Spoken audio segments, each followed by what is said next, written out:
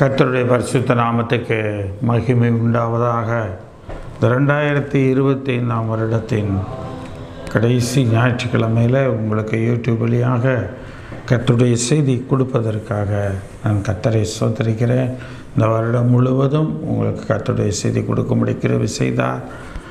இந்த செய்தி அநேகருக்கு ஆசீர்வாதமாக இருந்திருக்கிறது, அநேகரை நடத்தி இருக்கிறது, பலப்படுத்தி இருக்கிறது. ஆகவே கர்த்தருடைய நாமம் மகிமைப்பட்டிருக்கிறது. கர்த்தருக்கே மகிமை உண்டாவதாக. கருமையான தேவனுடைய பிள்ளைகளே, இந்த வாரத்தில் நீங்கள் புது வருடத்துக்குள் நுழைய போகிறீர்கள். கர்த்தர் நிச்சயமாய் உங்களை ஆசீர்வதிப்பார். புது வருட வாக்குத்தத்த செய்தி உங்களுக்கு கண்டிப்பாக உங்களுக்கு அனுப்பப்படும். ஆகவே தேவன் உங்களை ஆசீர்வதிப்பார், கர்த்தர் நடத்துவார். இந்த வருடத்தை எப்படி முடிக்கப் போகிறோம், இந்த வருடத்தை முடித்து எப்படி புது வருடம் எப்படி இருக்க போகிறது என்ற ஒரு எதிர்பார்ப்போடு நீங்கள் இருப்பீர்கள். எந்த நிலையிலாவது நமக்கு ஏதாவது நல்லது நடக்காதா, நமக்கு இது வாய்க்காதா, வாய்த்து விடாதா, சீக்கிரமாக நம்முடைய நிலை மாறாதா என்று ஏக்கமெல்லாம் இருக்கலாம். உங்களுடைய எண்ணங்கள், உங்களுடைய ஏக்கங்கள் எல்லாவற்றையும் கர்த்தராகிய தேவன் மாற்ற வல்லவராக இருக்கிறார். நீங்கள் கலங்கி தவிக்க வேண்டாம். நிச்சயமாக சொல்கிறேன், நீங்கள் நினைப்பதற்கும் நீங்கள் வேண்டிக் கொள்வதற்கும் மிகவும் அதிகமாய் உங்களை செய்ய வல்லவருக்கு நீங்கள் ஜெபக்கி கூப்பிடுங்கள். கர்த்தர் உங்களுக்கு எல்லாவற்றையும் செய்ய வல்லவராக இருக்கிறார். கர்த்தருடைய நாமம் மகிமைப்படுவதாக. கண்களை முடிச்சு வைப்போம். பிதாவே, இந்த நல்ல வேலைக்காக நன்றி செலுத்துகிறோம். இந்த அருமையான இந்த நாளிலும் கூட கர்த்தாவே ஆண்டவரே, இந்த வருடத்தின் கடைசி ஞாயிற்றுக்கிழமையில் கர்த்தருடைய செய்தி யூடியூப் வழியாக கொடுக்க கிருபை செய்ததற்காக ஸ்தோத்திரம்ப்பா. இந்த செய்தியை ஆண்டவரை கேட்குற நம்முடைய பிள்ளைகளுக்கு ஆசீர்வாதமாக இருக்கும்படியாக நாங்கள் ஜெபிக்கிறோம். இந்த செய்தி நம்முடைய பிள்ளைகளுக்கு ஆசீர்வாதமாக இருந்து ஆண்டவரை நம்முடைய பிள்ளைகளை ஆண்டவர் புது வருடத்துக்குள் நன்மையோடு நடத்த கர்த்தர் கிருபை செய்யும்ப்பா. வழி நடத்தும், காத்துக்கொள்ளும். கர்த்தர் நீர் பொறுப்படுத்திக் கொள்ளும் அப்பா. கர்த்தருடைய கரத்தில் அர்ப்பணிக்கிறோம். இந்த நாள் செய்தியும் அர்ப்பணிக்கிறோம். கர்த்தர் தாமை தொடர்ந்து வழி நடத்துவீராக. இயேசுவின் நாமத்தில் பிதாவே, ஆமென். கர்த்தருடைய பரிசுத்த நாமத்துக்கு மகிமை உண்டாவதாக. இந்த வருடத்தின் கடைசி ஞாயிற்றுக்கிழமை செய்தியினுடைய தலைப்பு, உன் கிரியைக்கு பலன் உண்டு. உங்கள் கிரியைக்கு பலன் உண்டு. இந்த 2025 வருடத்தில் நீங்கள் எந்தெந்த காரியங்கள், என்னென்ன உங்களுடைய வாழ்க்கை முன்னேற்றத்திற்காக, உங்களுடைய குடும்ப முன்னேற்றத்திற்காக நீங்கள் என்னென்ன காரியங்களை கையெடுத்து செய்திருக்கிறீர்களோ, கிரியை பண்ணியிருக்கிறீர்களோ, அந்த கிரியைக்கு தக்க பலனை கண்டிப்பாக வரப்போகிற புது வருடத்தில் கர்த்தர் தருவார். அதனால் இந்த செய்தியை உங்களுக்கு கொடுக்குறேன். உங்கள் கிரியைக்கு பலன் உண்டு நிச்சயமாக. எரேமியா தீர்க்கதரிசியின் புஸ்தகம் 31 அதிகாரம் 16-17 வசனங்களை பார்க்கிறோம். எரேமியா 31, 16, 17 வசனங்களில், நீ அழாதபடிக்கு உன் சத்தத்தை அடக்கி, நீ கண்ணீர் விடாதபடிக்கு உன் கண்களை காத்துக்கொள் என்று கர்த்தர் சொல்லுகிறார். உன் கிரியைக்கு பலன் உண்டு என்று கர்த்தர் சொல்லுகிறார். உன் கிரியைக்கு பலன் உண்டு. என்ன விசுவாசத்தோடு என்ன கிரியை செய்தாயோ அந்த கிரியைக்குரிய நல்ல பலன்களை கர்த்தர் பரிபூர்ணமாக உங்களுக்கு கொடுக்கிறவராக இருக்கிறார்.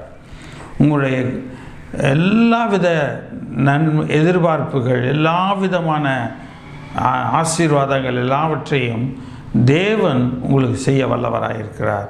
இந்த வருடத்தில் எவைகளையெல்லாம் விசுவாசத்தோடு கிரியை செய்தீர்களோ அது அவ்வளவும் தொடங்க போகிற புது வருடத்தில் வாய்க்கப்படும். உன் முடிவை பற்றி உனக்கு நம்பிக்கை உண்டு. உன் பிள்ளைகள் தங்கள் தேசத்துக்கு திரும்பி வருவார்கள் என்று கர்த்தர் சொல்லுகிறார். இந்த ஜனங்கள் தங்கள் பிள்ளைகள் வருவார்களா, தங்கள் பிள்ளைகள் தூர தேசத்தில் சிறைப்பட்டு போயிருக்கிறார்களே, தங்கள் பிள்ளைகளெல்லாம் திரும்பி வருவார்களா, நம்மோடு இணைந்திருப்போமா, குடும்பமாக சேர்ந்திருக்க வாய்ப்பு இருக்கிறதா என்ற எதிர்பார்ப்போடு இருக்கிறார்கள். அதற்காக தான் தேவன் சொல்கிறார், உன் கிரியைக்கு பலன் உண்டு. நீ எதை நினைத்து எந்த காரியங்களை நினைத்து நீ பிரயாசப்பட்டாயோ உன் பிரயாசையாகிய கிரியை வீணாக போவதே கிடையாது. அவர்கள் சத்துருவின் தேசத்திலிருந்து திரும்பி வருவார்கள். சத்துருவின் தேசத்தில் அடிமைப்பட்டு சத்துருவின் தேசத்தில் இடத்துல ஒரு அடிமையாக இருக்கிறவர்கள் அங்கிருந்து விடுதலையாகி திரும்பி வருவார்கள். உன் முடிவை குறித்து உனக்கு நம்பிக்கை உண்டு. நான் நல்லபடியாக இருப்பேன், நான் நல்லபடியாக வாழ்ந்திருப்பேன், நான் இன்னும் செழித்திருப்பேன், இன்னும் எல்லாவற்றையும் அனுபவிப்பேன் என்று சொல்லி நீங்கள் என்ன முடிவு வைத்திருக்கிறீர்களோ அந்த முடிவுக்கு நம்பிக்கை உண்டு. உன் பிள்ளைகள் உன் தேசத்துக்கு திரும்பி வருவார்கள் என்று கர்த்தர் சொல்லுகிறார். கர்த்தர் ஒரு முடிவை அங்கே நம்பிக்கையை கர்த்தர் கொடுக்கிறார். நம்ம எடுக்கிற முடிவுகளுக்கெல்லாம் எல்லா காரியங்களுக்கெல்லாம் ஒரு நம்பிக்கையின் முடிவை கர்த்தர் அங்கே கொடுக்கிறவராக இருக்கிறார்.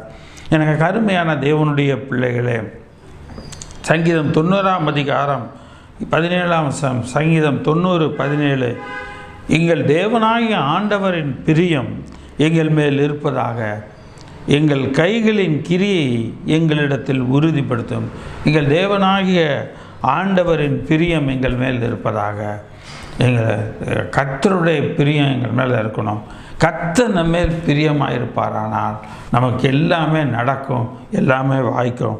அதனால தான் இங்கே அவர் சொல்லுகிறார், எங்கள் தேவனாகிய கர்த்தரின் பிரியம் எங்கள் மேல் இருப்பதாக, எங்கள் கைகளின் கிரியையை எங்களிடத்தில் உறுதிப்படுத்தும். நான் எல்லா கரங்களை கையிட்டு செய்கிற எல்லா வேலையும் பண்ணுறேன், கஷ்டப்பட்டு எல்லாம் செய்கிறேன், எல்லாம் நல்லபடியாக நடக்கும், எல்லாம் நல்லபடியாக முடிக்கும்னு நான் நினைக்கிறேன். அப்போ பார்த்து ஒன்றுமே பலன் வராமல் எதிர்பார்த்ததை விட கம்மியாக அல்லது வராமையே போயிடுது. ஆனால் இங்கே தேவன் சொல்லுகிறார், இவர் தேவனிடத்தில் இவர்கள் கேட்குறார்கள், எங்கள் கைகளின் கிரியையை எங்களிடத்தில் உறுதிப்படுத்தும். நீங்களும் உங்களுடைய வாழ்க்கையில் கேளுங்க, ஆண்டவரே எங்கள் கைகளின் கிரியையை எங்களிடத்தில் உறுதிப்படுத்தும். ஆம், எங்கள் கைகளின் கிரியையை எங்களிடத்தில் உறுதிப்படுத்தும். ஆக தேவன் நம்முடைய கைகளின் கிரியைகளை உறுதிப்படுத்துகிறவராயிருக்கிறார். நம்முடைய ஏக்கங்கள், எண்ணங்கள், இவைகளின் கிரியைகளை தேவன் நமக்கு வாய்க்க பண்ணுகிற தேவன் இதையும் நமக்கு செய்ய வல்லவராயிருக்கிறார். யோபுவின் புஸ்தகம் 1ஆம் அதிகாரம் 9-10 வசனங்களை பார்க்கிறோம். யோபு 1:9-10. அதற்கு சாத்தான் கர்த்தருக்கு பிரதியுத்தரமாக, யோபு விருதாவாகவா தேவனுக்கு பயந்து நடக்கிறான்? நீர் அவனையும் அவனுடைய வீட்டையும் அவனுக்கு உண்டான எல்லாவற்றையும் சுற்றி வேலியடைக்கவில்லையோ? அவன் கைகளின் கிரியையை ஆசீர்வதித்தீர், அவனுடைய சம்பத்து பெருகிற்று என்று சொல்லி பார்க்கிறோம். ஆக இங்கே பிசாசுக்கு தெரிஞ்சிருக்கு, யோபுக்கு தெரிந்ததோ இல்லையோ பிசாசுக்கு தெரிந்திருக்கிறது. அவன் வீட்டையும் அவனுக்கு உண்டான எல்லாவற்றையும் சுற்றிலும் கர்த்தர் வேலி அடைத்திருக்கிறார், எல்லாவற்றை சுற்றி வேலி அடைத்திருக்கிறார். அதனால் அவனுக்கு எந்த பிரச்சனைகளும், எந்த போராட்டங்களும், எந்த கவலையோ, எந்த மனவேதனையோ எதுவுமே இல்லாதபடிக்கு அவன் வாழ்க்கை நல்லபடியாக இருக்கிறது. அவன் எல்லாவற்றையும் வாய்க்கப்படுகிற, அவன் செய்கிற எல்லாம் வாய்க்கப்படுகிறது. அவன் கர்த்தருடைய வேதத்தில் பிரியமாக இருப்பதோடு மாத்திரமல்ல, அதை தியானம் பண்ணுகிறவனாக இருக்கிறான். அனுதினமும் தன் பிள்ளைகளுக்காக, தன் குடும்பத்துக்காக கர்த்தரிடத்தில் பலி செலுத்தி கர்த்தரை தேடுகிறவனாக இருக்கிறான். ஆகவே தேவன் யோபுவின் கிரியைகளை ஆசீர்வதித்திருக்கிறார். இந்த இடத்துல சொல்லுகிறான், அவன் கைகளின் கிரியையை ஆசீர்வதித்தீர். அப்போ பாருங்கள், அந்த கிரியையை தேவன் ஆசீர்வதிக்கிறவராய் தான் இருக்கிறார். ஆனால் தான் இந்த எரேமியா 31:16 பார்க்குறோம், உன் கிரியைக்கு பலன் உண்டு. அதே போல் இங்கே பார்க்கிறோம், யோபுவினுடைய கையின் கிரியையை தேவன் பலன் கொடுக்கிறார். என்ன பலன்? அது ஆசீர்வாதம் என்கிற பலனை கொடுக்கிறார். அவனுடைய சம்பத்து தேசத்தில் பெருகிற்று. அதுதான் அந்த பலனுடைய விளைவு. ஆக எல்லாமே கைகளின் அவனுடைய சம்பத்து பெருகிற்று, கைகளின் கிரியை அவனிடத்தில் ஆசீர்வதித்தீர், அவனுடைய சம்பத்து தேசத்தில் பெருகிற்று. எனக்கு அருமையான தேவனுடைய பிள்ளைகளை, இந்த வருடத்தில் நீங்கள் இம்மட்டும் நீங்கள் என்னென்ன கிரியை செய்தீர்களோ வருங்காலத்திற்காக, வரும் வருடத்திற்காக என்னென்ன நீங்கள் செய்து கொண்டிருக்கிறீர்களோ அது எல்லாவற்றையும் தேவன் ஆசீர்வதிப்பார், கண்டிப்பாக ஆசீர்வதிப்பார்.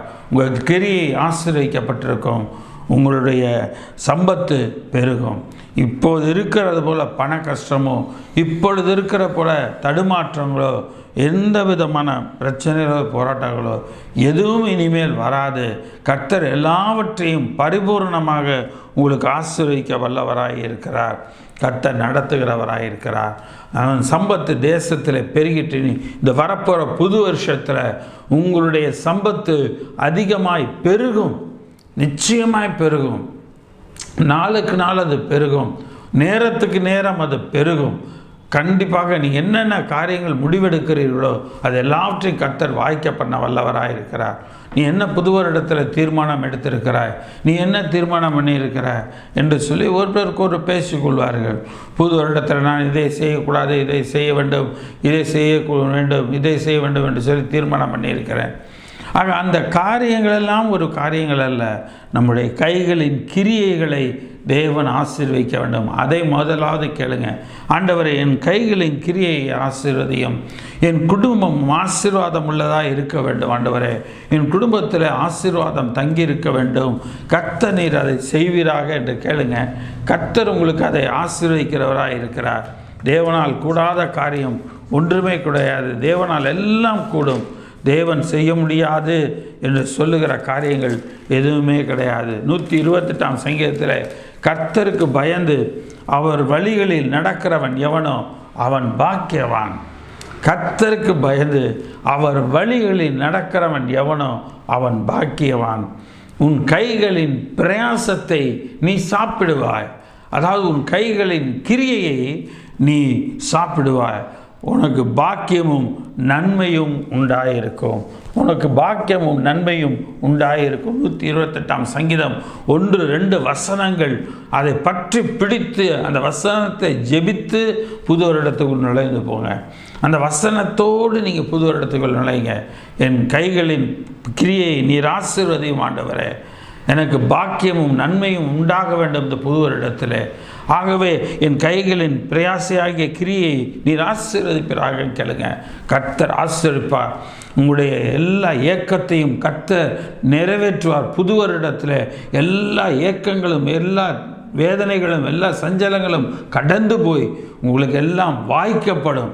உங்களுக்கு எல்லாம் வாய்க்கிறதாக இருக்கும். உன் மனைவி உன் வீட்டரங்களில் கனித்தரும் திராட்சை கொடியை போல் இருப்பாள். உன் பிள்ளைகள் உன் பந்தியை சுற்றிலும் ஒலிவ மர கன்றுகளைப் போல் இருப்பார்கள். இதோ கர்த்தருக்கு பயப்படுகிற மனுஷன் இவ்விதமாய் ஆசீர்வதிக்கப்படுவான். ஆக கர்த்தருக்கு பயப்படுகிற மனுஷனுடைய வாழ்க்கையில் அவன் எப்படி ஆசீர்வதிக்கப்படுகிறான்? 2 விதத்தில் ஆசீர்வதிக்கப்படுகிறான். ஒன்று மனைவி, இன்னொன்று பிள்ளை. அங்கே உன் மனைவி உன் வீட்டரங்களில் கனித்தரும் திராட்சை கொடி போல் இருப்பார் என்ற ஒரு ஆசீர்வாதம். 2வது, உன் பிள்ளைகள் உன் பந்தியை சுற்றிலும் ஒலிவ மர கன்றுகளைப் போல் இருப்பார்கள் என்று சொல்லி பார்க்கிறோம். இன்றைக்கு நம்முடைய வாழ்க்கையில் பிள்ளைகளும் பெற்றோரும் இருப்பது என்பது ஒரு மிகப்பெரிய ஒரு போராட்டமாக இருக்கிறது. இன்றைக்கி அநேக பிரச்சனைகள் குடும்பங்களில் இருக்கிறது.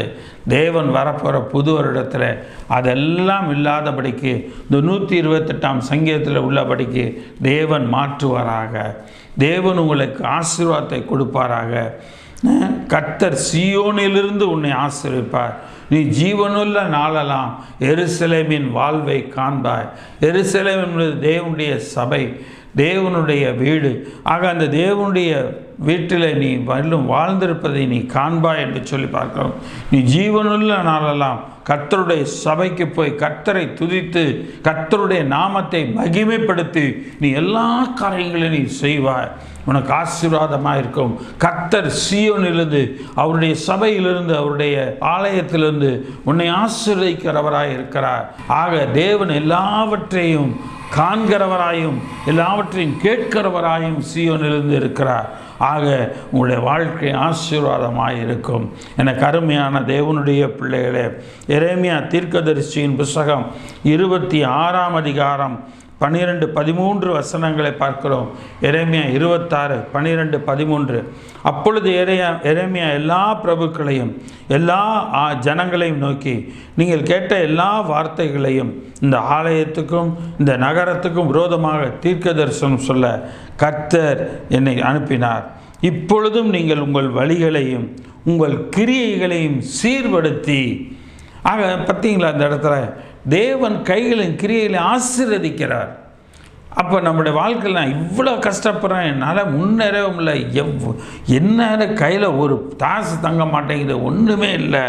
காரணம் வேறு ஒன்றும் இல்லை, நம்முடைய கிரியைகளை பிசாசு ஒன்றில்லாமல் போக பண்ணுகிறான். நாம் கர்த்தருக்குள் எல்லாவற்றையும் செய்வோமானா, கர்த்தருக்குள் அது நல்லதா, கர்த்தருக்குள் அது எல்லாவற்றிலும் எனக்கு ஆசீர்வாதமாக இருக்குமா என்று சொல்லி கேட்டு நம்முடைய வழியிலே நாம் என்னதை போகிறோமோ அந்த வழியையும் நம்முடைய கிரியைகளையும் நாம் சீர்படுத்த வேண்டும். இந்த புது வருடத்துக்கு போவதற்கு முன்பாக உங்கள் கைகளின் கிரியைகளை நீங்கள் சீர்படுத்துங்கள். கர்த்தர் உங்களை ஆசீர்வதிக்கிறவராக இருக்கிறார். உங்கள் தேவனாகிய கர்த்தருடைய சத்தத்தை கேளுங்கள். அப்பொழுது கர்த்தர் உங்களுக்கு விரோதமாய் சொன்ன தீங்குக்கு மனஸ்தாபப்படுவார். கர்த்தர் உங்களுக்கு விரோதமாய் சொன்ன தீங்குக்கு மனஸ்தாபப்படுகிறவராக இருக்கிறார். எனக்கு அருமையான தேவனுடைய பிள்ளைகளே, உங்களுக்கு ஏதாவது ஒரு தீங்கு இருக்குமானால் தேவன் அதற்காக மனஸ்தாபப்படுவார். அந்த தீங்கை வரவிடாமல் தடுப்பார். அந்த தீங்கு உங்களை நெருங்காதபடிக்கு, உங்களை தொடாதபடிக்கு, உங்கள் குடும்பத்தை தொடாதபடிக்கு, உங்கள் குடும்பத்தில் உள்ள ஒவ்வொருவரையும் தொடாதபடிக்கு தேவன் உங்களை ஆசீர்வதிப்பார். கர்த்தர் அதற்கு மனஸ்தாபப்படுகிற தேவனாய் இருக்கிறார். ஒருவேளை அவர் அனுமதித்திருப்பாரானால் அதற்காக மனஸ்தாபப்படுவார். ஒருவேளை பிசாசானவன் செய்வானானால் தேவன் அதற்காகவும் மனஸ்தாபப்பட்டு அவனுடைய கொடுத்த அனுமதியை தேவன் எடுத்து யோபுடைய வாழ்க்கையில் இரட்டிப்பான ஆசீர்வாதத்தை கொடுத்தது போல உங்களுடைய வாழ்க்கையிலும் இரட்டிப்பான ஆசீர்வாதத்தை கர்த்தர் கொடுக்கிறவராக இருக்கிறார். 2 நாளாகமத்தின் புஸ்தகம் 15ஆம் அதிகாரம் 1-2 வசனங்கள். 2 நாளாகமம் 15ஆம் அதிகாரம் 1-2 வசனங்கள். அப்பொழுது தேவனுடைய ஆவி ஓதேதின் குமாரனாகிய அசரியாவின் மேல் இறங்கினதினால் அவன் வெளியே ஆசாவுக்கு எதிர்கொண்டு போய் அவனை நோக்கி, ஆசாவே, யூதா பென்யமீன் கோத்திரங்களின் சகல மனுஷரே கேளுங்கள். கர்த்தர் நீங்கள் கர்த்தரோடு இருந்தால் அவர் உங்களோடு இருப்பார். கர்த்தருடைய வார்த்தை அவருடைய ஊழியக்காரனாகிய தீர்க்கதரிசி மூலமாய் வருகிறது. யூதா பென்யமீன் கோத்திரத்தாரே, சகல மனுஷரே கேளுங்க. எல்லா மனுஷருமே கேளுங்க. நீங்கள் கர்த்தரோடு இருந்தால் அவர் உங்களோடு இருப்பார். அப்போ நாம் கர்த்தரோடு இருக்கிறோமா? முதல் நம்ம நினச்சி பார்ப்போம். நம்ம சதா ஏதாவது ஒரு பிரச்சனையை, ஏதாவது ஒரு காரியத்தை, ஏதாவது ஒரு மனுஷனை குறித்து நாம் அந்த இடத்துல சிந்திக்கிறவர்களாக நாம் இருக்கிறோம். அதெல்லாம் ஒதுக்கி தள்ளுங்க. கர்த்தர் காலங்கள் மாறும், எல்லா நிலைகளும் மாறும். கர்த்தர் நம்மை ஆசீர்வதிக்கிறவராக இருக்கிறார், நம்மை நடத்துகிறவராக இருக்கிறார். நீங்கள் அவரை தேடினால் அவர் உங்களுக்கு வெளிப்படுவார். அவரை விட்டீர்களே ஆகில் அவர் உங்களை விட்டு விடுவார். நீங்கள் அவரை விட்டுட்டீங்கன்னு சொன்னால் அவர் உங்களை விட்டுருவார். நீங்கள் கர்த்தரை தேடுங்க, கர்த்தர் நிச்சயமாய் உங்களுக்கு வெளிப்படுவார். சிங்கக்குட்டிகள் தாழ்ச்சி அடைந்து பட்டினியாக இருக்கும். கர்த்தரை தேடுகிறவர்களுக்கோ ஒரு நன்மையும் குறைபடாது, ஒரு கிரியையும் குறைபடாது. அவங்க செய்கிற கிரியைகளின் பலன் ஒன்றும் குறைபடாது. ஆக சிங்கக்குட்டிகள் கூட தாழ்ச்சி அடைந்து பட்டினியாக இருக்கலாம். ஆனால் கர்த்தரை தேடுவீர்களே ஆனால் உங்கள் கைகளின் கிரியைகளை தேவன் ஆசீர்வதிப்பார். அந்த பலனை கர்த்தர் உங்களுக்கு கொடுக்கிறவராக இருக்கிறார். அதே அதிகாரம் 7ஆம் வசனம் பாருங்கள். 2 நாளாகமம் 15:7 பாருங்கள். நீங்களோ உங்கள் கைகளை நெகிழ விடாமல் திடன் கொள்ளுங்கள், உங்கள் கிரியைகளுக்கு பலன் உண்டு என்றான். நீங்களோ உங்கள் கைகளை நெகிழ விடாமல் தளர்ந்து போகிறாதபடிக்கு நீங்கள் எச்சரிக்கையாக இருங்க, திடமாக இருங்க. நான் கர்த்தர்ட்ட விசுவாசமாக இருக்கிறேன், நம்பிக்கையோடு இருக்கேன். நிச்சயமாக கர்த்தர் என்னை ஆசீர்வதிப்பார். நிச்சயமாக இந்த வருடத்தை நான் முடித்து புது வருடம் தொடங்கும் போது இந்த புது வருடத்தில் நான் ஆசீர்வாதமாக தான் இருப்பேன். கண்ணீரோடு கவலையோடு நான் இருக்க மாட்டேன். எனக்குள் எந்த வேதனையும், எனக்குள் எந்த சஞ்சலமும், எந்த விதமான கஷ்டங்களும் எனக்கு இருக்காது. இந்த புது வருடத்தில் அந்தந்த நாளுக்குரிய ஆசீர்வாதத்தை எனக்கு தேவன் தருவார். என் கைகளின் கிரியைகளை என்னிடத்தில் அவர் உறுதிப்படுத்துவார். என் கிரியைகளுக்கு தக்கதாக பலனை அவர் எனக்கு கொடுப்பார் எனக்கு நிச்சயம் செய்வார் என்று சொல்லி நீங்கள் அவரை சார்ந்திருங்கள். கர்த்தர் நிச்சயமாய் சொல்லுகிறேன், தொடங்க போகிற புதிய வாரத்தில், இந்த வாரத்தில் தொடங்க போகிற புதிய வருடத்தில் கர்த்தர் உங்களை ஆசீர்வதிப்பாருங்க. இந்த 1ஆம் தேதி தேவன் உங்களை ஆசீர்வதிக்க வல்லவராய் இருக்கிறார். நீதிமொழிகளின் புத்தகம் 24ஆம் அதிகாரம் 12ஆம் வசனம், நீதிமொழிகள் 24:12. அதை அறியோம் என்பாயாகில் இருதயங்களை சோதித்தருகிறவர் அறியாரோ? உன் ஆத்துமாவை காக்கிறவர் கவனியாரோ? அவர் மனுஷனுக்கு அவனவன் கிரியைக்கு தக்கதாக பலன் அளியாரோ?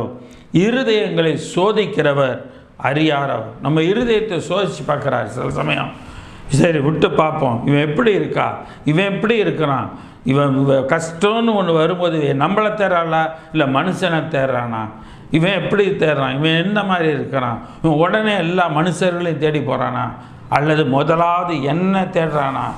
முதலாவது தேவனுடைய ராஜ்யத்தையும் அவருடைய நீதியும் தேடுங்கள், அப்பொழுது இவைகள் யாவும் உங்களுக்கு கொடுக்கப்படும் என்று சொல்லி வேதவசனம் சொல்லுகிறது. எனக்கு அருமையான தேவனுடைய பிள்ளைகளே, கர்த்தருடைய வசனத்துக்கு நீங்கள் செவி கொடுங்கள். கர்த்தர் உங்களுக்கு பெரிய காரியங்களை செய்கிறவராயிருக்கிறார்.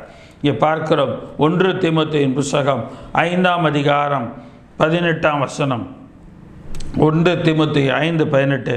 போரடிக்கிற மாட்டை வாய் கட்டாயாக என்றும் வேலையால் தன் கூலிக்கு பாத்திராய் இருக்கிறான் என்றும் வேத வாக்கியம் சொல்லுகிறதே. அப்படி இருக்கும்போது நாம் என்ன வேலை செய்கிறோமோ அந்த வேலையை கர்த்தர் ஆசீர்வதிக்கிறார். என்ன படிக்கிறோமோ அந்த படிப்பை ஆசீர்வதிக்கிறார். ஏன்னா அது ஒரு கிரியை, அதுவும் ஒரு கிரியை. தேவன் அவைகளை ஆசீர்வதிக்கிறார். நீங்கள் உங்கள் வீட்டுக்காக என்ன செய்கிறீங்களோ அதை தேவன் ஆசீர்வதிக்கிறார். எல்லாவற்றையுமே தேவன் ஆசீர்வதிக்கிறார், வேலியடைத்து ஆசீர்வதிக்கிறார். அப்போ நம்முடைய சம்பத்து பெருகும். வரப்போகிற வருஷத்தில், இந்த வருஷம் நீங்கள் எப்படி இருந்தீங்களோ, எல்லாம் குறைவுபட்டிருந்தீங்களோ அது ஒன்றும் இல்லைங்க. வரப்போகிற வருஷத்தில் தேவன் உங்கள் கைகளின் கிரியைகளை ஆசீர்வதிப்பார். நீங்கள் என்ன செய்வீங்கன்னு சொன்னால் உங்களுடைய சம்பத்து பெருகுகிறதா இருக்கும். கண்டிப்பாக உங்கள் சம்பத்து பெருகும். 100 ரூபா, 200 ரூபா, 1000 ரூபா, அது 10,000 ரூபா, லட்ச ரூபாயாக மாறும். மாற்ற வல்லவராக இருக்கிறார். இந்த தொடங்க போகிற புது வருடம் தொடங்கி உங்களுக்கு எல்லாவித ஆசீர்வாதங்களையும் தருவார். இந்த 2025 நீங்கள் பட்ட எல்லா பிரயாசமாகிய கிரியைகளுக்குரிய பலனை 2026 நீங்கள் அனுபவிக்க போகிறீங்க. கர்த்தர் உங்களுக்கு அதை தரப்போகிறார். மத்தேயு எழுதின சுவிசேஷம் 10ஆம் அதிகாரம் 42ஆம் வசனம். மத்தேயு 10:42. சீசன் என்னும் என் நாமத்து நிமித்தம் இந்த சிறியரில் அவனுக்கு ஒரு கலசம் தண்ணீர் மாத்திரம் குடிக்க கொடுத்துக்கிறவனும் தன் பலனை அடையாமல் போவதில்லை. இந்த சீசன் என்னும் என் நாமத்து நிமித்தம் இந்த சிறியரில் ஒருவனுக்கு ஒரு கலசம் தண்ணீர் மாத்திரம் குடிக்கிறவனும் ஒரு பலனை அடையாமல் போகான் என்று மெய்யாகவே உங்களுக்கு கொடுக்குறேன். நீங்கள் சபைக்கு போய் கர்த்தருடைய ஊழியக்காரனை தாங்குறீங்களா? சபை மேய்ப்பன கர்த்தருடைய ஊழியக்காரனை தாங்குறீங்களா? கர்த்தருடைய ஊழியக்காரன் சொல்லி நீங்கள் செய்வீங்கன்னா கர்த்தர் நிச்சயமாக அதுக்குரிய ஆசீர்வாதத்தை செய்வார். மனுஷனுக்கு நீங்கள் செய்கிறது வேற, கர்த்தருடைய ஊழியக்காரன் என்று சொல்லி அப்படி இருக்கிறவர்களுக்கு நீங்கள் செய்யும் பொழுது தேவன் அதை ஆசீர்வதிக்கிறவராக இருக்கிறார். அதற்குரிய ஆசீர்வாதத்தை உங்களுக்கு கொடுக்கிறவராக இருக்கிறார். ஒரு ஊழியக்காரனுக்கு நீங்கள் 100 ரூபா கொடுத்தீங்கன்னா அது உங்களுக்கு 1000 ரூபாயாக தேவன் மாற்றுவார். அதை 10,000 ரூபாயாக தேவன் மாற்றுவார். நீங்கள் போகிற சபை ஆசீர்வாதமாக இருங்க. நீங்கள் போகிற ஊழியக்காரனத்தில் அந்த ஊழியக்காரனுக்கு ஆசீர்வாதமாக இருங்க. கர்த்தர் பெரிய காரியங்களை செய்வார். உங்கள் கிரியைகளை செய்து பாருங்கள், அதற்குரிய பலனை உங்களுக்கு தருகிறவராய் இருக்கிறார். 3 வகையான பலன்களை தேவன் தருகிறார். 3 வகையான பலன்களை தேவன் தருகிறார். அதில் முதலாவது பலன், தேவன் நீதியான பலன் அளிப்பார். தேவன் நீதியான பலனை அளிக்கிறவராயிருக்கிறார், நமக்கு கொடுக்கிறவராயிருக்கிறார். ஒரு 2 சாமுவேலின் புத்தகம் 22ஆம் அதிகாரம் 25ஆம் வசனம். 2 சாமுவேல் 22:25. ஆகையால் கர்த்தரின் நீதிக்கு தக்கதாகவும் தம்முடைய கண்களுக்கு முன்பாக இருக்கிற என்னுடைய சுத்தத்திற்கு தக்கதாகவும் எனக்கு பலன் அளித்தார். என் நீதிக்கு தக்கதாக அவர் பலன் அளித்தார். என் சுத்தத்திற்கு, இருதயத்தில் இருக்கிற சுத்தத்திற்கு தக்கதாக தேவன் எனக்கு பதிலளிக்கிறார். அப்போ கர்த்தர் நீதி உள்ள அந்த இடத்துல பலன் கொடுக்கிறவராக இருக்கிறார். இந்த 21லேருந்து வாட்சி பாருங்களேன். 2 சாமுவேல் 21:21 கர்த்தர் என் நீதிக்கு தக்கதாக எனக்கு பதில் அளித்தார், என் கைகளின் சுதந்திரத்துக்கு தக்கதாக எனக்கு சரி கட்டினார். இந்த இடத்துல சொல்கிறான், கர்த்தர் நீதிக்கு தக்கதாக எனக்கு பதில் அளித்தார். அந்த பதில் தான் தேவனுடைய ஆசீர்வாதம். கர்த்தருடைய வழிகளை காத்து கொண்டு நடந்தேன். நான் என் தேவனுக்கு துரோகம் பண்ணினதில்லை. அவருடைய நியாயங்களை எல்லாம் எனக்கு முன்பாக நிறுத்தினேன். நான் அவருடைய பிரமாணங்களை விட்டு விலகாமல் அவர் முன்பாக மன உண்மையாயிருந்து என் துர்க்குணத்துக்கு என்னை விலக்கி காத்து கொண்டேன். நான் அவர் முன்பாக மன உண்மையாயிருந்து என் துர்க்குணத்துக்கு என்னை விலக்கி காத்து கொண்டேன். அவர் என் நீதிக்கு தக்கதாக என் சுத்தத்திற்கு தக்கதாக எனக்கு பலன் அளித்தார். ஆக அந்த இடத்த சொல்லலாம், என் வழியை காத்து கொண்டு வந்தேன். நான் தேவனுக்கு துரோகம் பண்ணலை. எனக்கு அருமையான தேவனுடைய பிள்ளைகளை, கர்த்தருக்குள்ள இந்த தீர்மானத்தில் வாங்க. ஆண்டவரை எக்காரணத்தை முன்னிட்டும் நான் உங்களுக்கு துரோகம் பண்ணவேன். கர்த்தருக்கு துரோகம் பண்ணுறதுன்னா என்னங்க? நம்ம ஜெபிக்கிற நேரம் ஒரு நாளில் 24 மணி நேரம், எவ்வளோ நேரம் நம்ம ஜெபம் பண்ணுறோம், எவ்வளோ நேரம் அவருடைய வேதத்தை வாசிக்கிறோம், எவ்வளோ நேரம் நம்ம கர்த்தரோடு ஒரு வாழ்க்கை வாழ்கிறோம். சரி, அந்த நாளில் நம்மளுடைய உறவுகள், நம்முடைய நண்பர்கள், நம்முடைய வேலை செய்கிற இடம், படிக்கிற இடம், அந்த இடத்துல இருக்கிறாங்க. இவர்கள் மத்தியில் நம்முடைய கிரியைகள் எப்படி இருக்குது? நம்முடைய கிரியைகள் தேவனுக்கு பிடிக்காததாக இருக்குமானால் அது துரோகம், தேவனுக்கு செய்கிற துரோகம். நாம் செய்கிற எண்ணங்கள் தீயவைகளாக இருக்குமானால் அது தேவனுக்கு முன்பாக துரோகமாக இருக்கிறது. ஆக இவைகளெல்லாம் இல்லாதபடிக்கு நாம் வழியை காத்து கொண்டு நடக்க வேண்டும். அவருடைய நியாயங்களை எல்லாம் எனக்கு முன்பாக நிறுத்தினேன். நான் என் பிரமாணங்களை விட்டு விலகாமல் அவர் முன்பாக மன உண்மையாயிருந்து என் துர்க்குணத்துக்கு என்னை விலக்கி காத்து கொண்டேன் என்று சொல்லி பார்க்கிறேன். என்னுடைய துர்க்குணத்துக்கு என்னை விலக்கி காத்து கொண்டேன். ஆக தேவனுடைய சமூகத்தில் ஆண்டவரே என்னுடைய எல்லா துர்க்குணத்தையும் என்னை விட்டு எடுத்துக்கணும். முன்கோபம் ரொம்ப இருக்குப்பா, இந்த முன்கோபத்திலேருந்து எனக்கு விடுதலையை தாங்க, இந்த முன்கோபத்தை வராதபடிக்கு எனக்கு செய்யுங்க. மனுஷனுடைய கோபம் தேவ நீதியை நடப்பிக்க மாட்டாது. ஆக என்னுடைய கோபம் வராதபடிக்கு என் கோபத்தன்மையை எடுத்து போடுங்கப்பா என்று ஆண்டவர்கிட்ட கேளுங்க. தேவன் அதை எடுத்து போடுகிறவராக இருக்கிறார். கர்த்தர் ஏசாயா தீர்க்கதரிசியின் புஸ்தகம் 49ஆம் அதிகாரம் 3-4 வசனங்களை நான் பார்க்கிறேன். ஏசாயா 49 3-5 வசனங்கள். அவர் என்னை நோக்கி, நீ என் தாசன் இஸ்ரவேலே, நான் உன்னில் மகிமைப்படுவேன். நீ என் தாசன்பா, நான் இஸ்ரவேலே, நான் உன்னில் மகிமைப்படுவேன். நீ என் தாசனாக இருக்கிறபடினால், என் மகளே நீ என்னுடைய தாசனாக இருக்கிறபடியால் நான் உன்னில் மகிமைப்படுவேன் என்று சொல்லுகிறார்.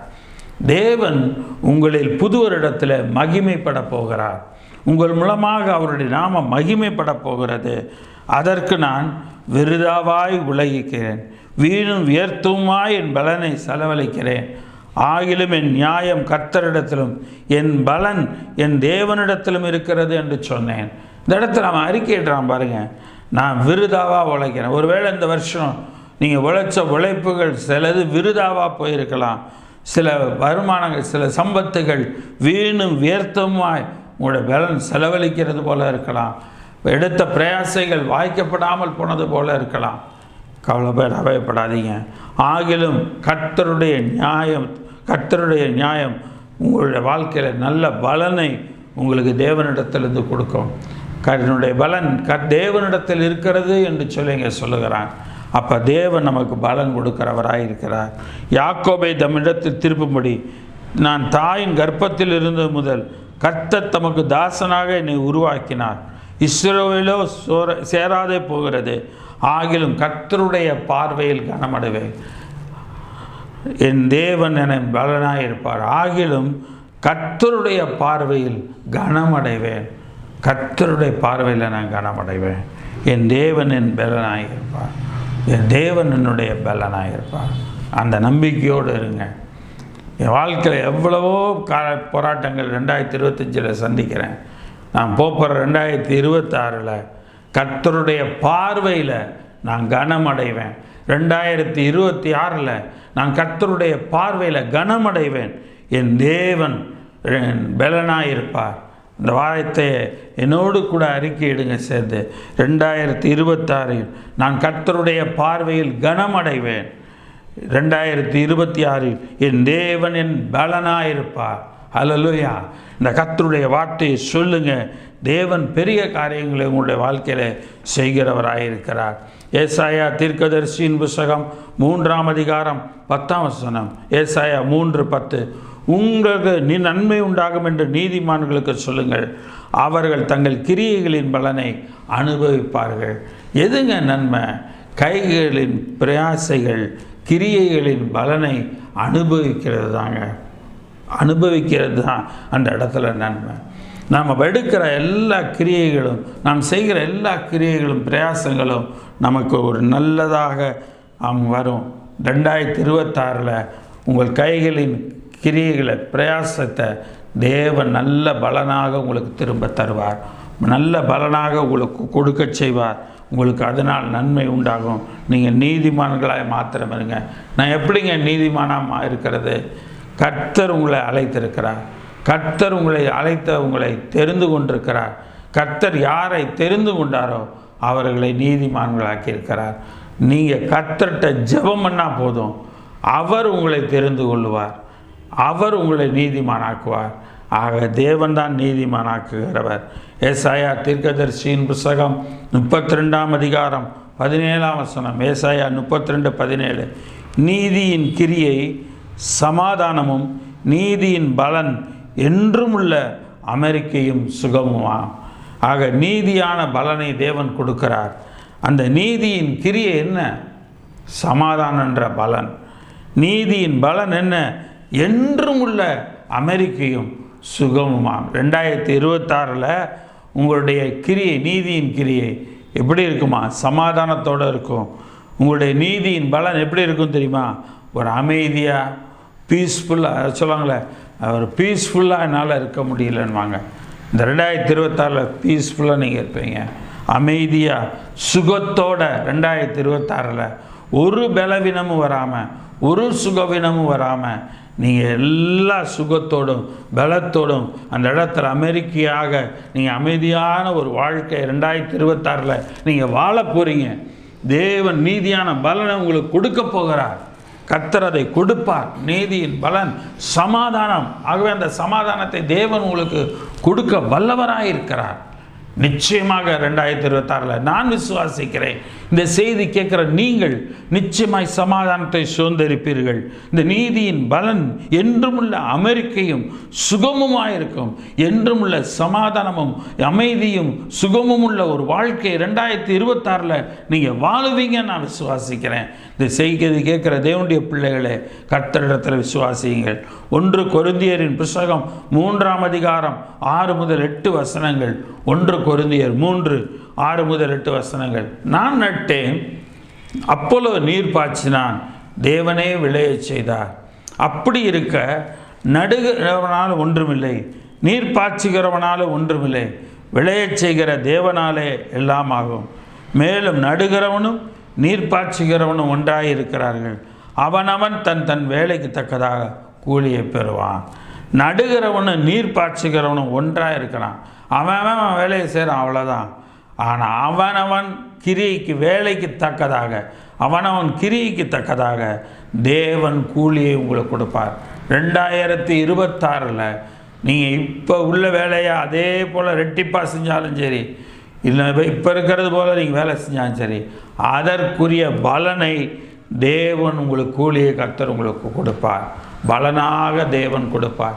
நீதியாகிய பலனை கொடுக்கிற தேவன் உங்கள் கைகளின் கிரியைக்கு கர்த்தர் கொடுப்பார்.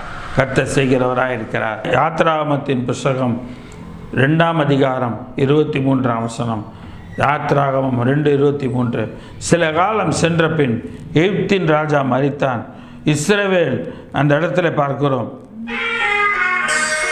இந்த இடத்துல இஸ்ரவேல் என்ற புத்திரர் அடிமைத்தனத்தினால் தவித்து முறையிட்டு கொண்டிருந்தார்கள். அவர்கள் அடிமைத்தனத்திலிருந்து முறையிடும் சத்தம் தேவ சந்நிதியில் எட்டினது என்று சொல்லி பார்க்கிறோம். எனக்கு அருமையான தேவனுடைய பிள்ளைகளே, கர்த்தர் நமக்கு கிரியை செய்கிறவராய் இருக்கிறார். தேவன் அவர்கள் பெருமூச்சை கேட்டு தாம் ஆபிரகாமோடும் ஈசாக்கோடும் யாக்கோபோடும் செய்த உடன்படிக்கையை நினைவு கூர்ந்தார். தேவன் இஸ்ரவேல் புத்திரரை கண்ணோக்கினார். தேவன் அவர்களை நினைத்தருளினார். இந்த வசனம் அப்படியே 2026 உங்களுக்கு நடக்க போதுங்க. நீங்கள் இந்த 2025 ஒரு வேளை உங்களுடைய கையில் வருமானம் பத்தாமல் வேலை பலவும் ஜாஸ்தியாக இருந்து கஷ்டப்பட்டு நீங்கள் கவலைப்பட்டு வேதனைப்பட்டு எவ்வளோ காரியங்கள் நீங்கள் ஒடுக்கப்பட்டிருக்கலாம். ஆனால் தேவன் உங்களுடைய பெருமூச்சை கேட்டிருக்கிறார். இந்த 2025 நீங்கள் விட்ட பெருமூச்சை கர்த்தர் கேட்டிருக்கிறார். ஆகவே தேவன் உங்களை அடிமைத்தனத்திலிருந்து நீக்கி உங்களுக்கு முறையிடுகிற சத்தத்தை கர்த்தர் கேட்டு உங்களில் தேவன் உடன்படிக்கை நினைவு கூறுவார். நினைவு கூர்ந்து கர்த்தர் உங்கள் மேல் கண்ணோக்கமாக்கி உங்களை நினைத்தருளுவார். அவர் நினைச்சாருன்னா போகுமா, உங்களுக்கு ஆசீர்வாதம் பெருமளவு இருக்கும். அவர் உங்களை நினைத்தாலே உங்களுக்கு ஆசீர்வாதம் தான். ஆக கர்த்தாவே என்னை நீ நினைத்தருளும் என்று சொல்லி ஜெபம் பண்ணுங்க. கர்த்தர் உங்களை நினைத்தாரானால் உங்களை இந்த நொடிய இந்த நிமிஷமே உங்களுக்கு ஆசீர்வாதம் உண்டு. கர்த்தர் பெரிய காரியங்களை செய்வார். யாத்திராகமத்தின் புஸ்தகம் 3ஆம் அதிகாரம் 20ஆம் வசனம் முதல், யாத்திராகமம் 3:20 முதல், ஆகையால் நான் என் கையை நீட்டி எகிப்தின் நடுவிலே நான் செய்த சகலவித அற்புதங்களாலும் அதை வாதிப்பேன். அதற்கு பின் அவன் உங்களை போக விடுவான். அப்பொழுது இந்த ஜனங்களுக்கு எகிப்தியரின் கண்களில் தயவு கிடைக்க பண்ணுவேன். நீங்கள் போகும்போது வெறுமையாய் போவதில்லை. இந்த 2025 2026 நீங்கள் போகும்போது உங்களுக்கு கர்த்தருடைய கண்களில் தயவு கிடைக்கும். சக மனுஷருடைய கண்களில் தயவு கிடைக்கும். எந்தெந்த மனிதரிடத்திலிருந்து உங்களுக்கு உதவி வர வேண்டுமோ, எந்தெந்த மனிதரிடத்திலிருந்து காரியங்கள் வாய்க்கப்பட வேண்டுமோ, பணம் வர வேண்டுமோ, அது எல்லாவற்றையும் தேவன் கண்டிப்பாக உங்களுக்கு தருகிறார். இவர் சொல்லுகிறார், நீங்கள் போகும்போது 2026 நீங்கள் போகும்போது வெறுமையாக போக மாட்டீங்க. நிச்சயமாக நீங்கள் ஆசீர்வாதத்தோடு போவீங்க. 2026 ஒவ்வொரு ஸ்திரியும் தன் தன் அயலகத்தாரிடத்திலும் தன் வீட்டில் தங்குகிறவர்களிடத்திலும் வெள்ளியுடைமைகளையும் பொன்னுடைமைகளையும் வஸ்திரங்களையும் கேட்டு வாங்குவார். ஒவ்வொருத்தரும் அவங்கவுங்க இடத்துல அவங்கவுங்க இருக்கிற வீட்டில் எகிப்தியரிடத்திலிருந்து கேட்டு வாங்குவாங்க. எனக்கு அருமையான தேவனுடைய பிள்ளைய, உங்களுக்குரிய ஆசீர்வாதத்தை நிச்சயமாய் தேவன் 2026 வெறுமையாக உங்களை அனுப்ப மாட்டாருங்க. 2026 புது வருஷத்தை நீங்கள் காணும்போது உங்களுக்கு ஆசீர்வாதமாக இருக்கும். நீங்கள் ஆசீர்வாதத்தை அப்படியே அனுபவிக்க அவைகளை உங்கள் குமாரருக்கும் உங்கள் குமாரத்திற்கும் தரிப்பித்து எகிப்தியரை கொள்ளையிடுவீர்கள் என்று கர்த்தர் சொல்லுகிறார். உங்களுக்கு யார் யாரெல்லாம் எந்த விதத்திலலாம் தடையாக இருந்தாங்களோ அந்த தடைகளெல்லாம் நீக்கப்பட்டு நீங்கள் அவங்கள்ட்டேருந்து கொள்ளையாடுவீர்கள் என்று கர்த்தர் சொல்லுகிறார். உங்களுக்கு வர வேண்டிய எல்லா ஆசீர்வாதங்களும் கொள்ளையாடப்பட்டு உங்களுக்கு வரக்கூடியதாக இருக்கிறது. தேவன் உங்களை ஆசீர்வதிக்கிறவராக இருக்கிறார். 2வது காரியம், தேவன் மிகுதியாக பலன் அளிக்கிறார் என்று சொல்லி பார்க்கிறோம். தேவன் மிகுதியான பலன் அளிக்கிறார். ஆதியாகமத்தின் புஸ்தகம் 15ஆம் அதிகாரம் 1ஆம் வசனம். ஆதியாகமம் 15:1. இந்த காரியங்கள் நடந்த பின்பு கர்த்தருடைய வார்த்தை ஆபிரகாமுக்கு தரிசனத்தில் உண்டாகி, அவர், ஆபிரகாமே, நீ பயப்படாதே, நான் உனக்கு கேடகமும் உனக்கு மகா பெரிய பலனுமாயிருக்கிறேன். நான் உனக்கு கேடகமும் மகா பெரிய பலனுமாயிருக்கேன்ப்பா. மிகுதியான பலனாக இருக்கிறேன். நீ கவலையே படாத, நீ பயப்படவும் செய்யாத. நான் உனக்கு கேடகமாக இருக்கேன்ப்பா.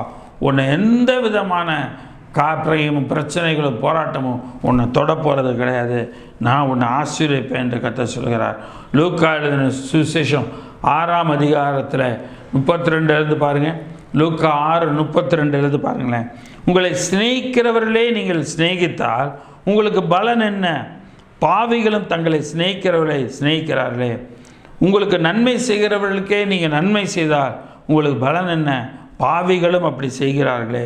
திரும்ப கொடுப்பார்கள் என்று நீங்கள் கடன் கொடுத்திருந்தால் உங்களுக்கு பலன் என்ன? திரும்ப தங்களுக்கு கொடுக்கும்படியாக பாவிகளை கடன் கொடுக்கிறார்களே.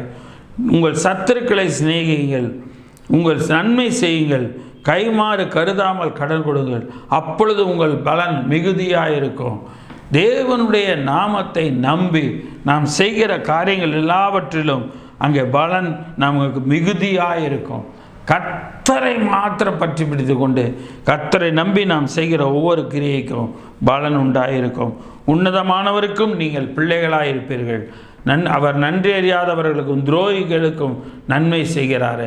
உன்னதமானவர்களுக்கு பிள்ளைகளாக இருப்பீங்கப்பா. அவர் நன்றி அறியாதவங்களுக்கும் துரோகிகளுக்குமே நன்மை செய்கிறாரு. அப்போ உங்களுக்கு நன்மை செய்ய மாட்டாரா? கண்டிப்பாக உங்களுக்கு நன்மை செய்வார். கர்த்தர் உங்களை ஆசீர்வதிப்பார் என்று அங்கே சொல்கிறார். சங்கீதத்தின் புஸ்தகம் 6ஆம் அதிகாரம் 4-5 வசனங்கள். சங்கீதம் 6ஆம் அதிகாரம் 4-5. என் சிநேகத்துக்கு பதிலாக என்னை விரோதிக்கிறார்கள், நானோ ஜெபம் பண்ணி கொண்டு இருக்கிறேன். நன்மைக்கு பதிலாக எனக்கு தீமை செய்கிறார்கள், என் சிநேகத்துக்கு பதிலாக என்னை பாய்க்கிறார்கள். என் சிநேகத்துக்கு பதிலாக என்னை விரோதிக்கிறார்கள், நானோ ஜெபம் பண்ணி கொண்டு இருக்கிறேன். நன்மைக்கு பதிலாக எனக்கு தீமை செய்கிறார்கள், என் சிநேகத்துக்கு பதிலாக என்னை பகைக்கிறார்கள். கர்த்தரிடத்தில் சொல்லுங்கள், கர்த்தர் உங்களுக்கு அதற்குரிய பலனை தருகிறவராக இருக்கிறார். சங்கீதம் 35ஆம் அதிகாரம் 12-13 வசனங்கள். சங்கீதம் 35:12-13. நான் செய்த நன்மைக்கு பதிலாக தீமை செய்கிறார்கள், என் ஆத்மா திக்கற்று போக பண்ணுகிறார்கள். இந்த உலகத்தில் அப்படிதாங்க செய்வாங்க. நமக்கு என்ன நம்ம காரியம் செஞ்சாலும் இந்த உலகம் நமக்கு அதனுடைய புத்தியை மாற்றிக்கொள்ளவே மாற்றாது. அவர்கள் வியாதியாக இருந்தபோது ரெட்டை என் உடுப்பாக இருந்தது. அவர்கள் உபவாசத்தால் நான் ஆத்மாவை உபத்திரப்படுத்தினேன். என் ஜெபமும் என் மடியிலே திரும்ப வந்தது. நான் அவனை என் சிநேகிதனாகவும் சகோதரனாகவும் பாவித்து நடந்து கொண்டேன்.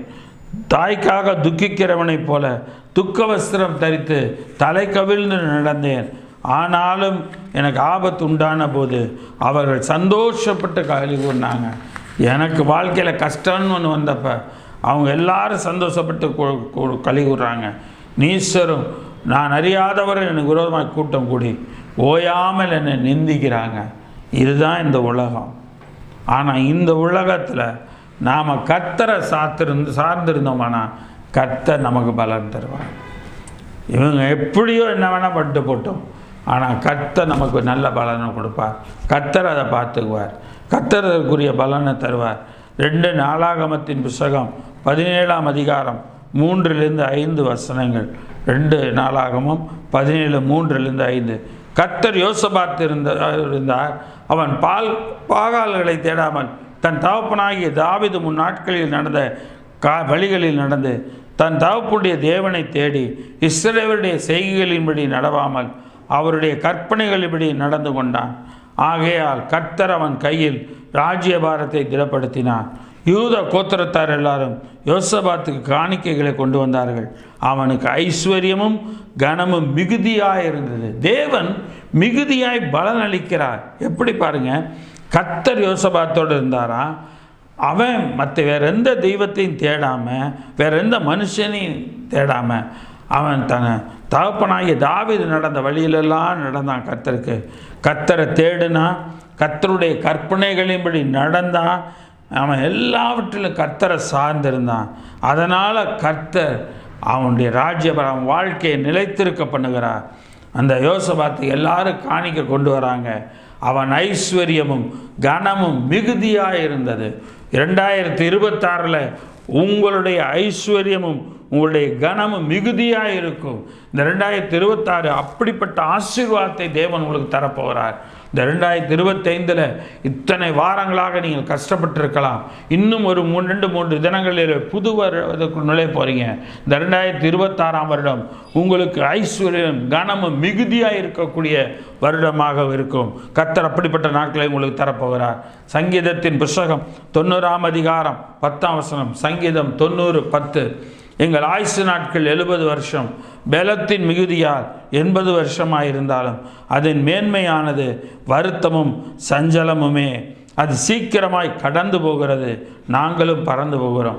எங்களுடைய ஆயுசு நாட்கள் 70 வருஷம், பலத்தின் மிகுதியாக 80 வருஷமாக இருந்தாலும் அந்த இடத்துல என்ன செய்யணும்? அதன் மேன்மையானது வருத்த சஞ்சலம் தான்.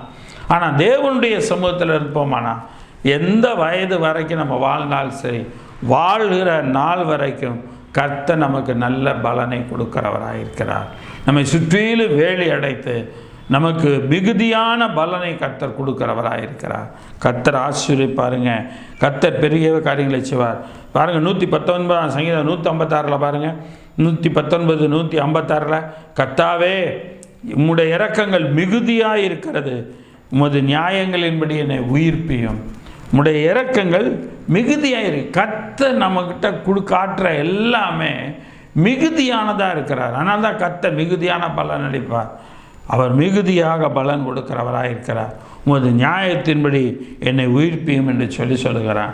எனக்கு அருமையான தேவனுடைய பிள்ளைகளே, லூக்கா எழுதின சுவிசேஷம் 5ஆம் அதிகாரத்தில் ஒரு நிகழ்வு நடக்கும்.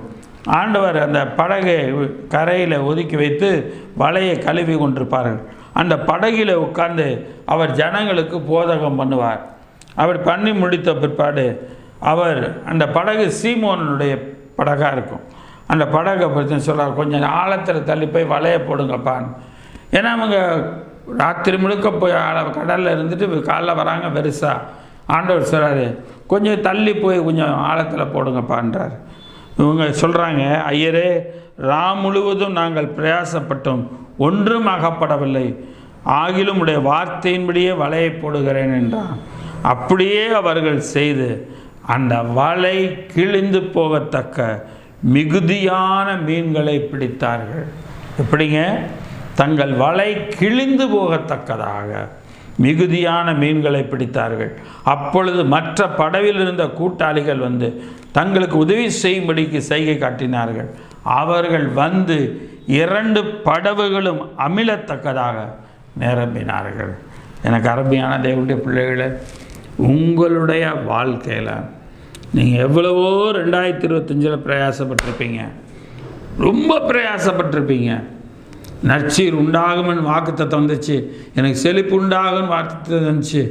ஒன்றும் இல்லையே, நான் இவ்வளோ இன்னும் போராட்டம், ஒரு வெறுங்கையை நான் வெறுங்க நிலையில் போகிறேனே. கவலையப்படாதீங்க. கர்த்தர் 2026 கொஞ்சம் ஆழத்தில் போகிறீங்க. 2026 வருஷத்தில் கொஞ்சம் உள்ள கர்த்தருக்குள்ளார சார்ந்து வாழுங்க. கர்த்தர் நீங்கள் செய்கிற எல்லா கிரியைகளையும் கர்த்தர் பலன் அளிப்பாருங்க. இங்கே பார்க்குறோம், வலை கிழிந்து போகத்தக்கதான மீன்களை பிடித்தார்கள். உங்களுடைய பர்ஸுகள் ரொம்ப, வீட்டில் உள்ள உங்களுடைய எல்லா சமையல் சாமான்களுடைய பாத்திரங்கள், காய்கறி கூடைகள் எல்லாமே உங்களுக்கு நிறைவுள்ளதாக இருக்கும். நீங்கள் மற்றவங்களை கூப்பிடுவீங்க உதவிக்கு, என்னோட கொஞ்சம் பிடிச்சி எனக்கு உதவி பண்ணு, நான் இவ்வளோ பிடிச்சிருக்கிறேன், இதை என்னால் இழுக்க முடியல, என்னோட கூட சேர்ந்து நீ சந்தோஷப்படு வா என்று சொல்லி நீங்கள் மற்றவங்களுக்கும் ஆசீர்வாதமாக இருப்பீங்க. எனக்கு அருமையான தேவனுடைய பிள்ளைகளை, 2 படவுகளும் நிரம்பத்தக்கதாக மீன் பிடித்தார்கள். உங்களுடைய வாழ்க்கையில் 2026 உங்கள் வாழ்க்கை முழுவதும் ஆசீர்வாதமாக இருக்கும். மிகுதியான ஆசீர்வாதத்தை நீங்கள் பெற்றுக்கொள்வீர்கள் என்று சொல்லி பார்க்கிறோம். அடுத்தபடியாக பார்க்கிறோம், 3வது கடைசி குறிப்பு, கர்த்தர் வெளியரங்கமாய் பலனளிப்பார் என்று சொல்லி பார்க்கிறோம். கர்த்தர் வெளியரங்கமாய் பலனளிப்பார்.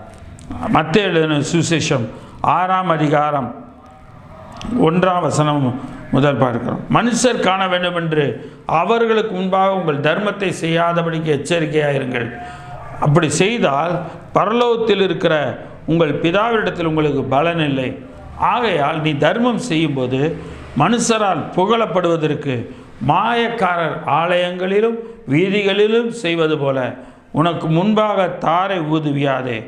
அவர்கள் தங்கள் பலனை அடைந்து தீர்ந்ததென்று மெய்யாகவே உங்களுக்கு சொல்லுகிறேன். நீயோ தர்மம் செய்யும்போது உன் தர்மம் அந்தரமாக இருப்பதற்கு உன் வலதுகை செய்கிறதை உன் இடதுகைக்கு அறியாதிருக்க கடவுது.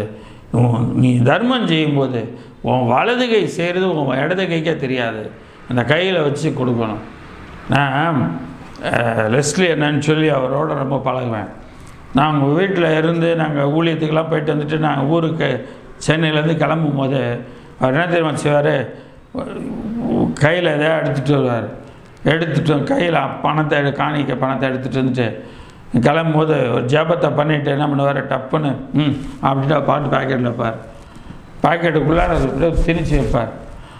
வேணாம் இப்படி கையை பிடிச்சோம்னா சரி சொல்கிறத கேளு ஓ அப்படின்வார். அதாவது அந்த நிறைவு அதையெல்லாம் நான் ருசி பார்த்தனால தான் உங்களுக்கு சொல்கிறேன். இடது கைக்கு தெரியாதபடி செய்யுங்க. நானுமே அந்த மாதிரி தான் செய்வேன். இந்த கணக்கு பார்க்குறது, இடது கையில் கணக்கு பார்த்துட்டு வலது கையில் கொடுக்கறது கிடையாது. நீங்கள் செய்யுங்க, கர்த்தர் உங்களுக்கு ரெட்டி பணத்தை செய்வார். நீங்கள் கர்த்தர் உங்களுக்கு செய்கிறது மிக பெரிதாக இருக்கும் என்று சொல்லி பார்க்குறோம். 5-6 வசனங்களை பாருங்கள். அன்றியும் நீ ஜெபம் பண்ணும்போது மாயக்காரரை போல இருக்க வேண்டாம். மனுஷர் காணும்படியாக அவர்கள் ஜெபாலயங்களும் வீதிகளின் சந்திகளிலும் நின்று ஜெபம் பண்ண விரும்புகிறார்கள். அவர்கள் தங்கள் பலனை அடைந்து தீர்ந்ததென்று மெய்யாகவே உங்களுக்கு சொல்லுகிறேன். நீயோ ஜெபம் பண்ணும்போது உன் அறை வீட்டுக்குள் பிரவேசித்து உன் கதவை பூட்டி அந்தரங்கத்தில் இருக்கிற உன் பிதாவை நோக்கி ஜெபம் பண்ணு. அப்பொழுது அந்தரங்கத்தில் பார்க்கிற உன் பிதா வெளியரங்கமாய் உனக்கு பலன் அளிப்பார். நீ மற்றவங்களுக்கு உதவி செய்யும்போது அந்தரங்கத்தில் செஞ்சீங்கன்னா உங்களுக்கு வெளியரங்கமாக பலன் அளிக்கிறார் தேவன். அதை வெளியரங்கமாக உங்களுக்கு பணம் கொடுப்பார். இங்கே அதே போல் அந்தரங்கத்தில் ஜெபம் பண்ணிங்கன்னா வெளியரங்கமாக தேவன் பலன் அளிப்பார். 17-18 அதே மத்தேயு சுவிசேஷம் 17ஆம் அதிகாரம் 18ஆம் வசனம். நீயோ உபவாசிக்கும் போது உன் உபவாசம் மனுஷருக்கு காணப்படாமல் அந்தரத்தில் காணப்படுகிற உன் பிதாவுக்கே காணப்படுயாக உன் தலைக்கு எண்ணெய் பூசி உன் முகத்தை கழுவு. அப்பொழுது அந்தரங்கத்தில் பார்க்கிற உன் பிதா உனக்கு வெளியரங்கமாக பலனளிப்பார். நிறைய பேர் உபவாசம் எடுத்துகிட்டு சொல்லுவாங்க, நான் உபவாசம் போட்டிருக்கேன், நான் உபவாசத்தில் இருக்கேன், நான் உபவாசம் எடுத்து ஜெபம் பண்ணுறேன். சொல்லக்கூடாது. உபவாசம் என்பது அது வெளியில் சொல்லக்கூடியதே இல்லை. அதை உள்ளுக்குள்ளே மனசுக்குள்ளே வச்சுக்கணும். மற்றவங்க பார்க்குறதுக்கு முகம் வாடி போய் அப்படி இருக்கலாம் கூடாது. ஏன் என்னாச்சுக்கு அப்படி இருக்கீங்க, ஏன் சோகமாக இருக்கீங்க, ஏன் கவலையாக இருக்கீங்க, மற்றவங்க கேட்குற அளவுக்கு நம்ம இருக்கக்கூடாது. நம்ம நல்லா எப்போதும் சந்தோஷமாக கலகலப்பாக இருக்கிறது மாதிரியே இருக்கணும். அப்போ வெளியரங்கமாக தேவன் பதில் கொடுக்கிறவராக இருக்கிறார். எனக்கு அருமையான தேவனுடைய பிள்ளைகளை, தேவன் நமக்கு வெளியரங்கமான பலன் கொடுக்கிறவராக இருக்கிறார். 1 கொரிந்தியரின் புஸ்தகம் 4ஆம் அதிகாரம் 5ஆம் வசனம். 1 கொரிந்தியர் 4:5.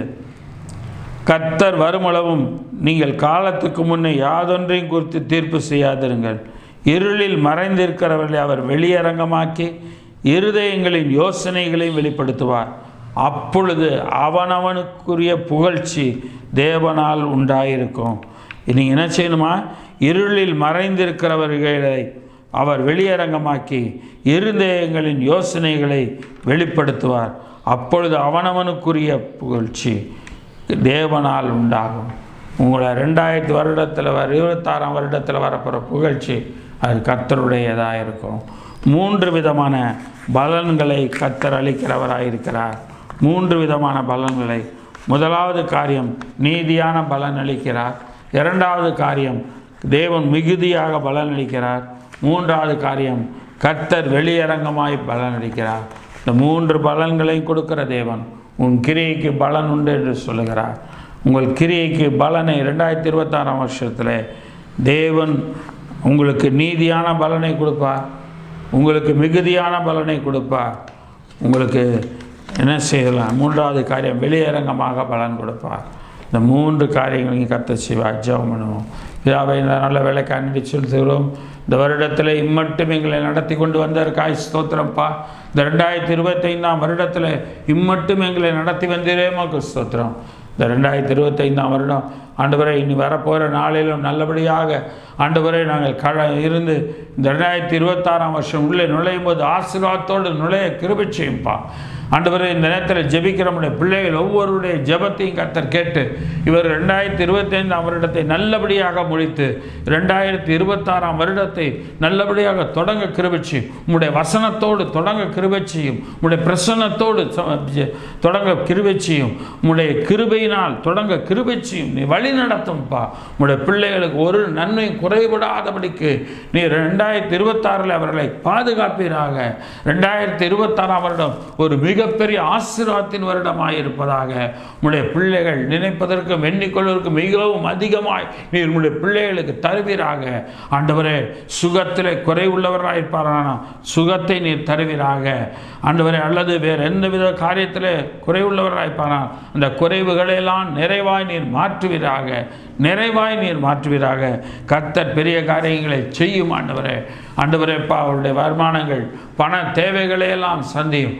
பண தேவைகளை சந்தியும். 2025 ஒருவேளை கஷ்டப்பட்டிருக்கலாம் பண காரியங்களில். 2026 தொடக்கமே அவர்களுக்கு எல்லாமே வெற்றியாய் முடிய கர்த்தர் கிருபை செய்யும். அவருடைய வருமானங்கள் பெருகட்டும். அவருடைய கைகளின் பிரயாசையாகிய கிரியை நீர் ஆசீர்வதியும். அவருடைய சம்பத்து 2026 பெருகட்டும். அவருடைய கையிருப்பு பணங்கள் பெருகட்டும். அவருடைய எல்லா பொருளும் நிறைந்திருக்கட்டும். ஆசீர்வாதமாய் தாரும் ஆண்டவரே. படிக்கிற பிள்ளைகளுக்கு நல்ல படிப்பின் ஞானத்தை தாரும். படிப்புக்குரிய அறிவையும் புத்தியையும் ஞானத்தையும் தாரும். ஞாபக சக்தியை தாரும் ஆண்டவரே. புரிந்து கொள்ளும் சக்தியை தாரும் ஆண்டவரே.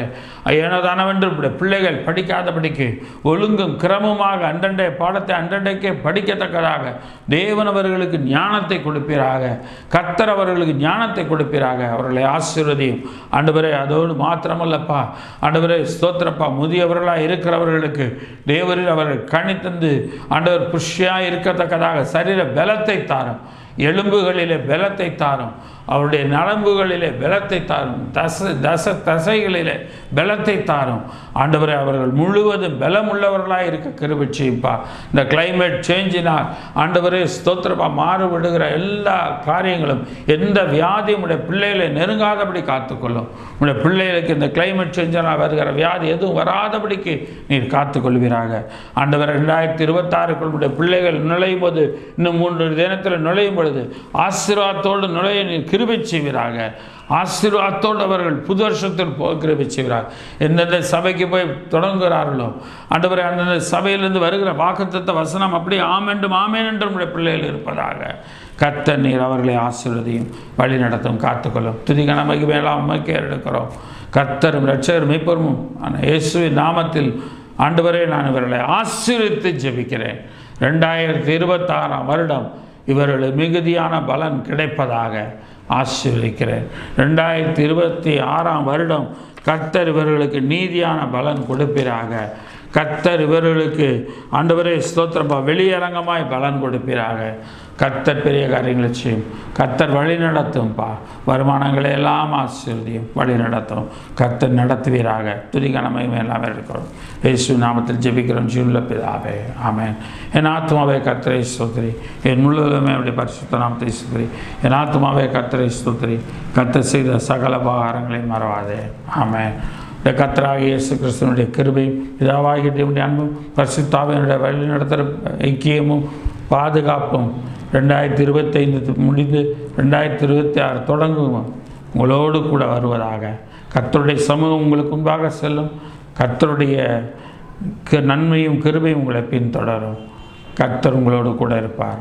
ஆமென், ஆமென், ஆமென். கர்த்தர் உங்களை ஆசீர்வதிப்பாராக. ஆமென்.